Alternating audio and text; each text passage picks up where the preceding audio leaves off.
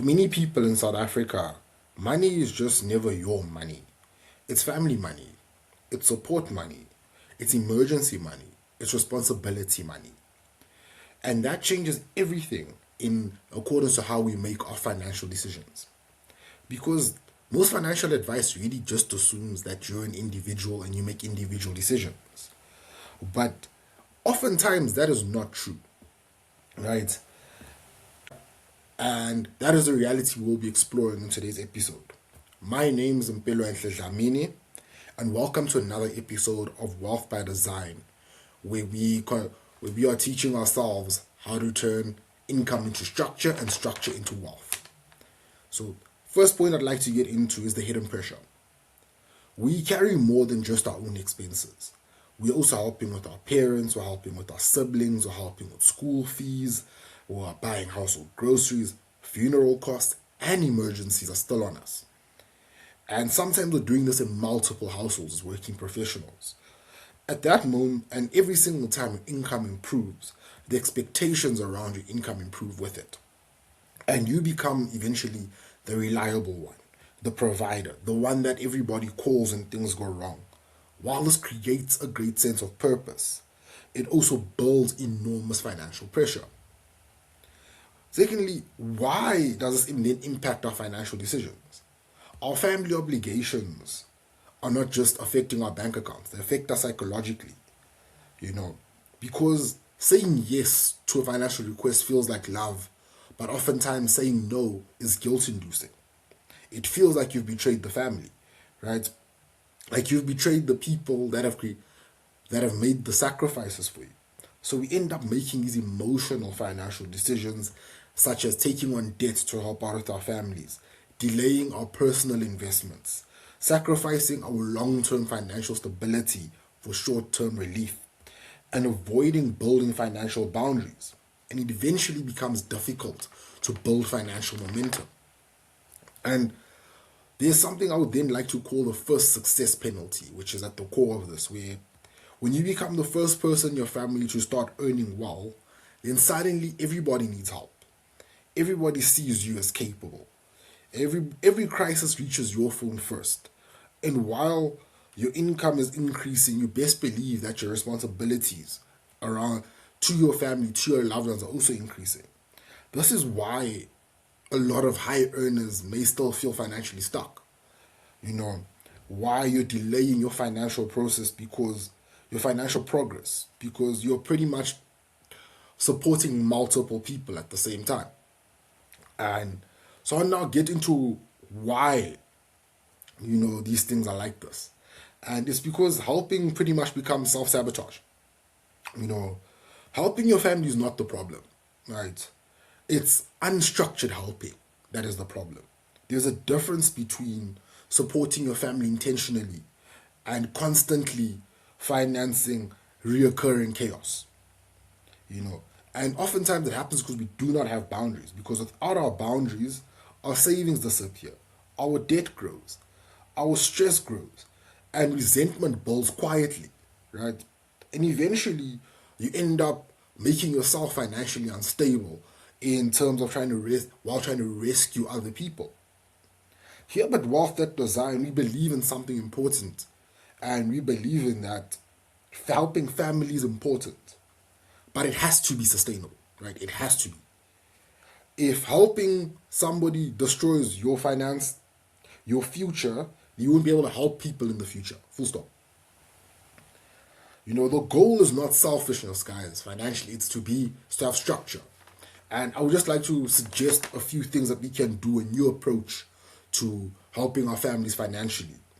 First, I would suggest that we start building our own foundation first. Our emergency savings, our stabilizing our cash flow, controlling our debt, and building investment momentum. Because without your own base, right, every request is going to be destabilizing to your financial progress. Second, I'd like to say that let's create boundaries. Boundaries are not an outright rejection. They're sustainability. Sometimes saying I can't help right now is healthier than destroying your own finances silently and then letting that resentment build. Third, always, as always, structure, guys. So get a support budget. A family support budget should have a limit. They shouldn't be having unlimited access to your income. A fixed amount, one, creates control, it creates predictability, and you have less emotional decision making. You're less inclined to make pressurized decisions, you know.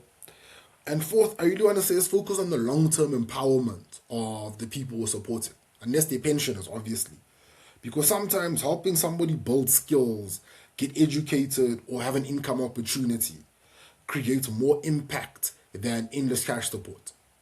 The old adage will tell you in English, if you give a man a fish, you feed him for a day, but if you teach a man a fish, you feed him for his life. And that is the same type of thinking I'd like to apply here. And and second to last, pretty much in my thesis of today, is the reality of South Africans. Right, we're going through a very difficult time as a country. Right, unemployment is high, economic pressure is real on those of us that are earning, and multi generational support is common. Right, and thus while we're doing all of this, while trying to build wealth, while supporting multiple dependents, and this is a reality I think has to be acknowledged, right? That financial pressure then without the strategy is going to easily become a multi-generational financial pressure. It's going to be multiple generations doing the same thing effectively.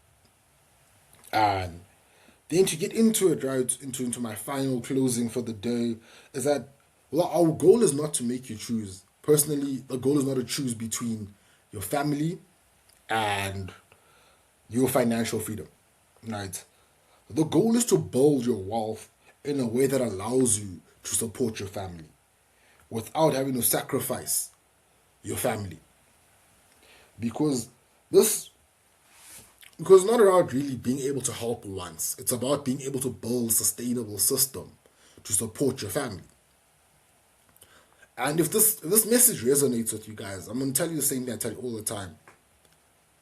Structure, guys. Here at Wealth by Design, we're trying to turn income into structure and structure into wealth. Anytime we were spending our income before we put our income in our structure, we're hurting ourselves, right? We're losing potential in what we could do with our money. And that's what I'm trying to get across to you. That's not black tax bad. Hold your money. No. We're trying to create a sustainable system in which we can support our families, in which support doesn't always have to be tacit, in a way that we can build towards something greater with our people and those that we love, because we want to see our people progressing. And if this is a message that really resonates with you, and you know that you've been circling with the black tax, with the constant requests from home, tell them at home that, listen, I'm implementing a structure. I'm going to have a budget, a fixed budget, and this is my budget for helping. If it goes over this month, then if I'm under this month, then we have more for helping next month. You understand? And with this thinking, that's what we're trying to get to, guys. Structured thinking around our finances and helping our finances work for us. That is the goal. And if you like this message, please like, share, subscribe, do what you need to do to get this message to as many people as you can. Because, as I'm saying, we're not trying to help once, but build a sustainable system for helping. And if you like this, please, guys, you know me. My name is Mpelo Dlamini. I am the host of Wealth by Design, and I'd like to hear more from you. See you on the next episode, guys.